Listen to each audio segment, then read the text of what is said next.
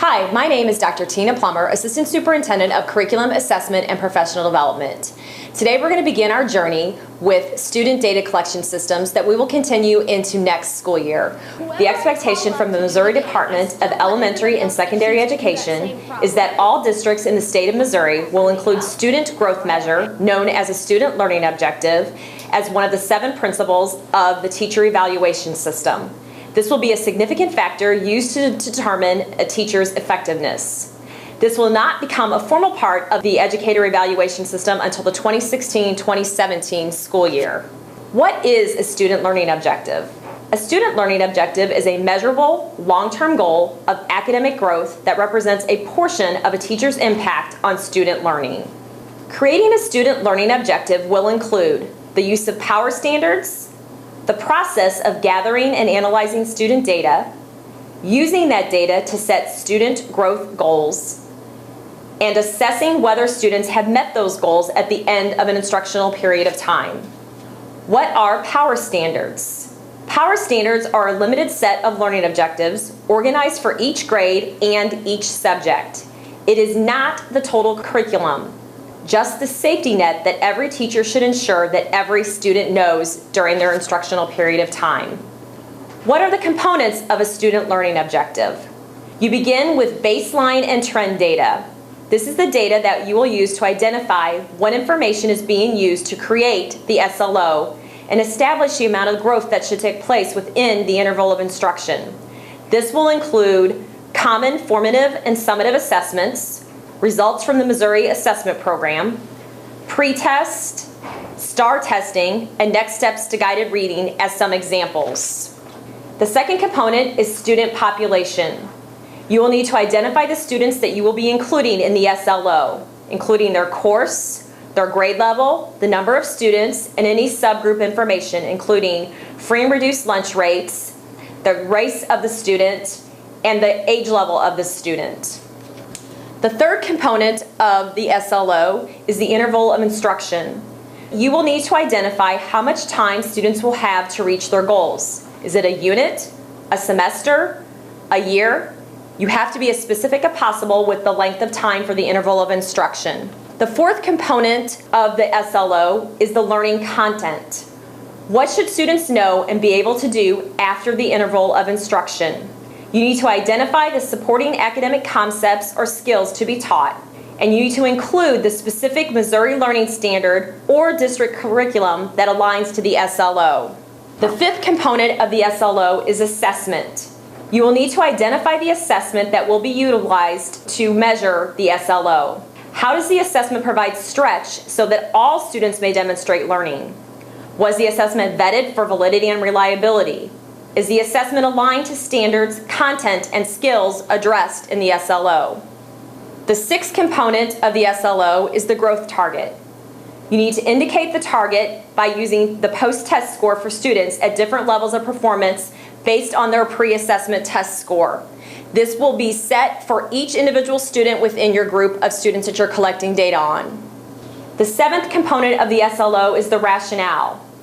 You need to state how the growth targets are appropriate and rigorous. How does it address student learning needs? What baseline data inform this target?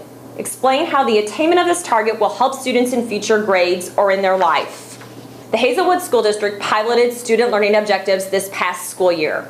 We have a short video for you to watch that shows how students and teachers felt the implementation of student learning objectives informed their instruction.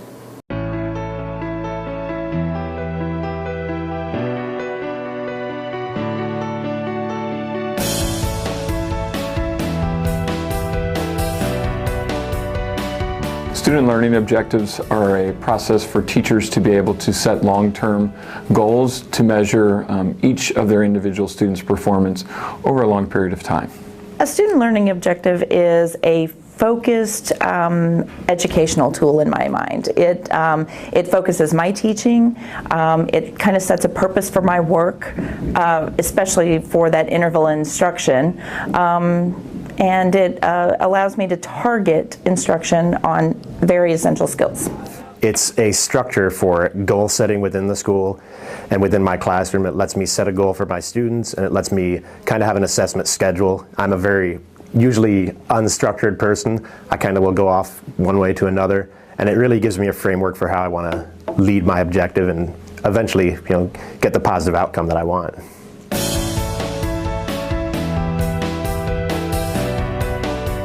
It has forced me to stop looking at my kids as groups and just blocks of children, and realize that each kid has a certain target, a certain goal, and therefore they have certain needs that are, make them separate from others, and it's really just helped me hone in on those differences and teach them better.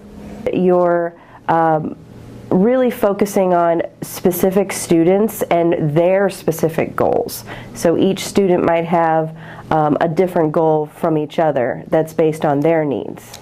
I think it's taken the focus off of making every student proficient and really made my teaching be about allowing each student to be successful in having some form of growth. So it helps me to pinpoint those individual areas that those students need more support, and I am able to streamline my instruction to help each student receive that growth rather than trying to make my entire class receive a level of proficiency.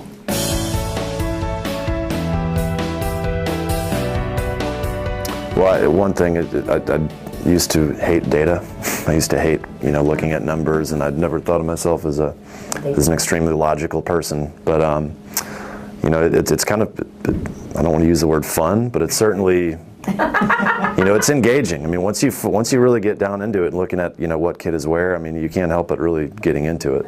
It kind of lets me focus on how this data affects individual students, and I can look and I can go back to my data from the beginning of the year and go, okay, Johnny, you were supposed to be reaching this level at this point. You're not there right now. What can I do, and what can we do together outside of class time, during our class time, during our mentoring time, and our outside study time to improve your scores? How can I change my teaching strategies? Is there something that I'm doing wrong in the process? So it's very much a good process for evaluation and self-reflection.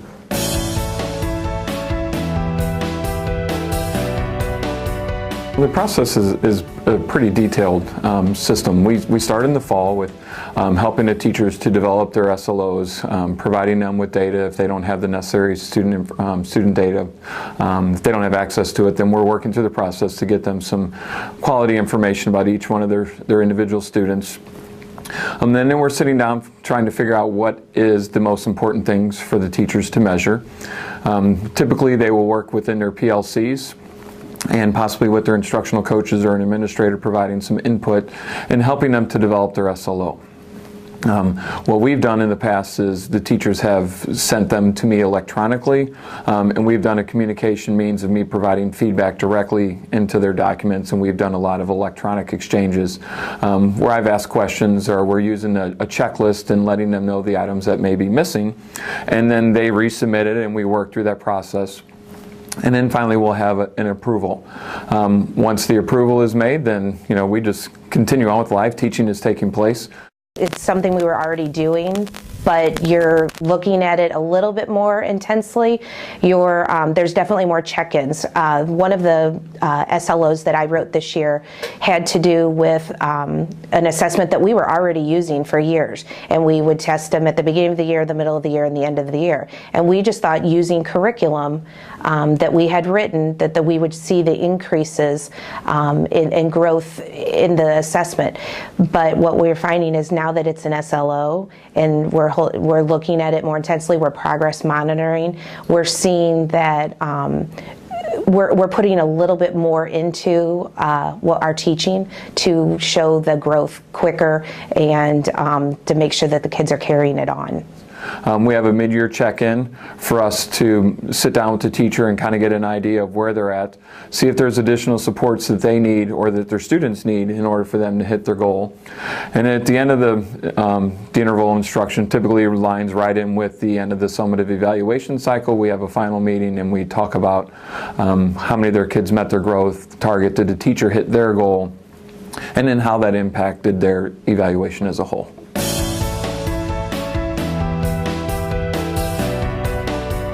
I believe that it has opened up lines of communication that may not have always been there. I know I speak quite oftenly with our ELE teachers, our math teachers, our science teachers, a lot more than perhaps normal, just because it's very easy for you to get kind of in your own box and in your own world. And really having those dialogues about student achievement that are very specific to that student open up those lines of communication. You can't do this alone. It's definitely easier to do with your group. In our building, in our district, we utilize the PLC model where teachers collaborate and work together. So we come up with a common goal that we want to measure as a grade level, and we look at assessments that we want to use. We share the best practices that each one of us utilizes to help increase the potential of our students' growth, and give advice to each other. We're analyzing the data from those assessments, and then hopefully sharing all of our successes at the end.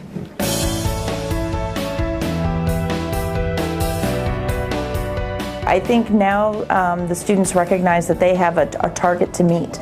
They are not, they're not unaware of this process, and they know that they have been given a target to meet, and we have frequent checks, and they're able to evaluate their progress toward that goal as well. I think the biggest difference is that the students are aware of what they're being measured on. This goes hand in hand with our district's initiative to push the assessment literacy, and kids are more aware of the objectives in general. So the children are definitely more invested in their own learning, which is very important.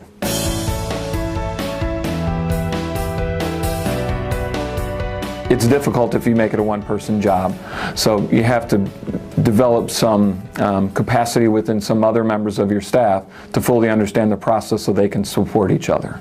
I think that it makes your SLO even better if you have a grade level data team where you're setting the same goals. Your targets might be different because you have a different group of students, but you're setting the same goals, you're using the same assessments, you're focused on the same type of progress monitoring, and there's more heads and more minds to bounce ideas around and to troubleshoot and to get where you need to be by the end of the instruction period. It's not as much of a challenge as what people would like to tell you that it is. It's something that is very, again, like I've said, it's something that can keep you focused. It's something that is extremely measurable, and I like to keep track of where my students are on a regular basis. I like to check, I do a weekly check on people's grades and what we've done in our common assessments, what we've done in our formative and summative assessments throughout, and it gives me more of just this straight line that I can follow. I don't divert from this line at all.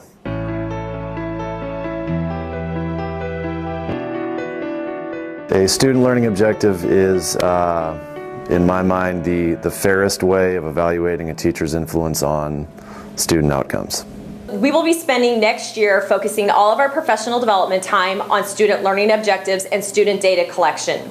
This will include standards-based report cards, student learning objectives focused on power standards, adult data collection systems, including pre- and post-data assessment, assessments to monitor and track students' progress, formative and summative assessments, and the review of data collection.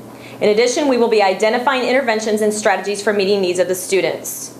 We will spend the entire first semester of the 2015-2016 school year focusing on training and development of the student learning objectives. Teachers will develop student learning objectives in the second semester of the 2015-2016 school year and will spend the second semester collecting data on their students and analyzing their data to determine if their student learning objectives have been met and the goals for their students have been reached.